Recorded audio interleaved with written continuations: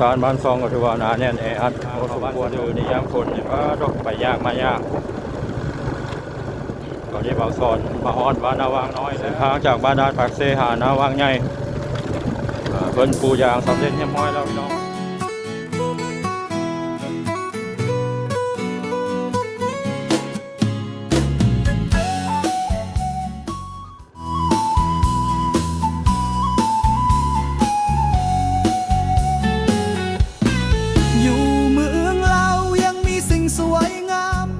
สบายดีพี่น้องหมดสู่ทุกคนตอนนี้บ่าวสอนอยู่ที่บ้านสะดือใต้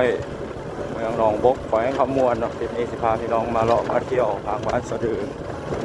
มี2บ้านบ้านใต้กับเรือนซานบ้านซองก็ถือว่าหนาแน่นแออัดพอสมควรเนาะจังเงินไม้เงินปอ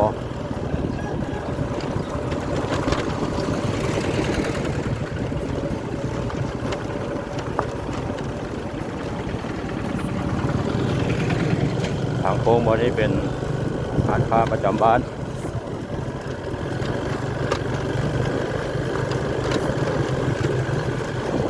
ตอนนี้บางส่วนอยู่ระหว่างทางออกไปนาวางน้อยที่ท้ายตอนออกจากบ้านสะดือให้พี่น้องเขาได้เบิ่งได้ชมกันท้ายตอนออกมาแล้วมันสะท้อนแสงตะเวนระยะนี้ก็เป็นระยะเก็บเกี่ยวเขานาแซงของพี่น้องชาวบ้านเขานาแซงกำลังสุกเหลืองบางคนใส่เขาดอกอะถึงเกี่ยวแล้วหรือว่าดูดเอาดูดเขากำลังทำงานพี่น้อง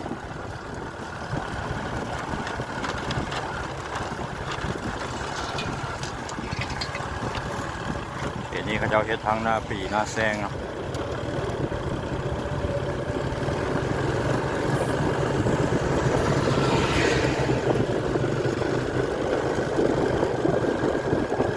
บาง2-3 มื้อฝนตกพี่น้องบรรยากาศจะดูว่าชุ่มชื่นอากาศก็ร้อนปานใด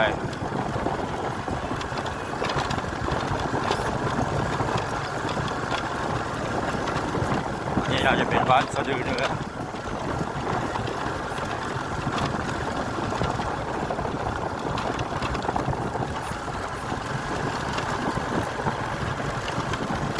บ้านจิตแคมเซบางไฟ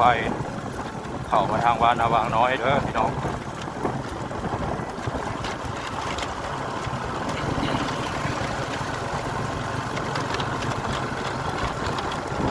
ถนนหนทางก็ถือว่ากว้างกว่าเก่าเนาะเป็นขยายทางคูนดินสูงขึ้น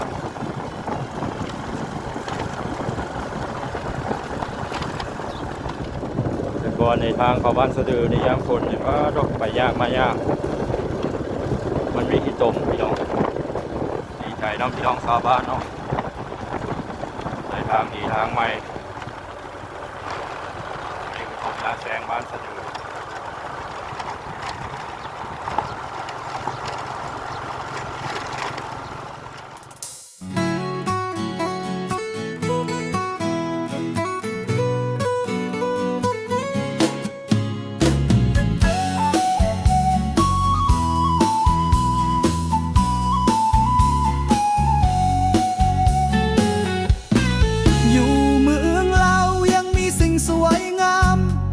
ธรรมศาสตร์ภูผาป่าดง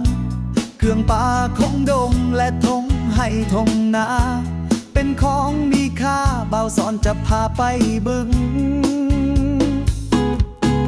สอนอ่อนทั่วส่ง YouTube สายเดินทางบ่ให้ทันผิดหวังกดติดตามกดกระดิ่งไว้พาเที่ยวตลาดของป่าอาหารลาวพาเบิ่งผู้สาวผู้เบาทั่วเมืองลา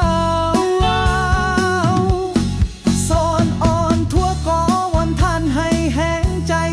ช่วยกดไลค์กดติดตามและกดแชร์จะบ่ลืมบุญคุณทุกท่านที่ผ่านมาเบาสอนขอสัญญาจะบ่เฮ็ดให้ท่านผิดหวังขอบใจทุกท่านทุกคนที่ให้แห้งใจท่านที่อยู่แดนไกลอเมริกาและยุโรปทั้งลาวและไทยที่ห่วงใยตลอดมาเบาสอนขอสัญญาจะพัฒนาและสู้ต่อไป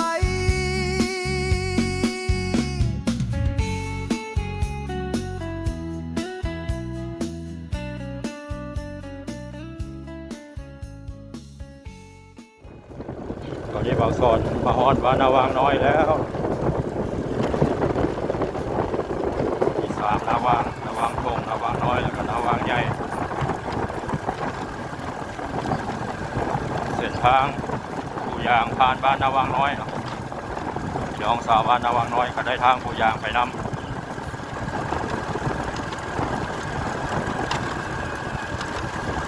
มีเรือนหลังงามๆเรือนหลังใดกับพี่น้องเลยสุดยอดทางเรือนไปเรือนก่อนบ้านนาวางน้อย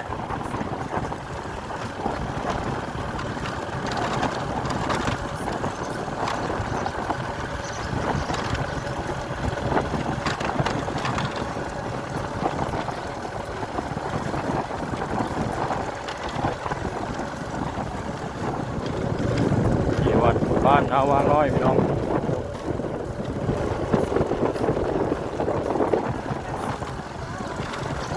ธรรมชาติงามหลาย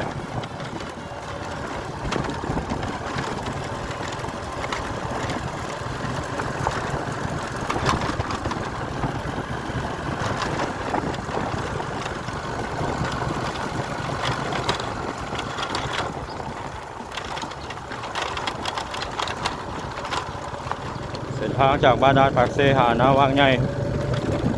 เพิ่นปูยางสำเร็จเรียบร้อยแล้วพี่น้องออกทางสามแยก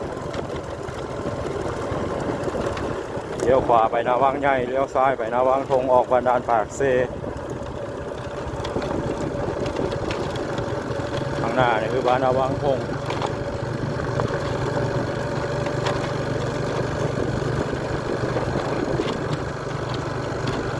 เวใส่น้ำมันก่อนพี่น้องไอ้น้ำมันรถสิหมดแล้วปั๊มน้ำมันของน้องทรายบรรยากาศอยู่ที่บ้านนาวางน้อยนาวางทงพี่น้องขออภัยเนาะ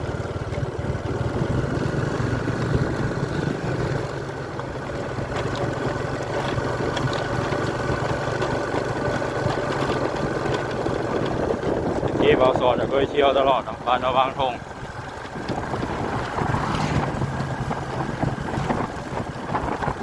มีคนรู้จักอยู่แถวนี้เนาะเที่ยวรู้อยู่ตอนนั้นประมาณ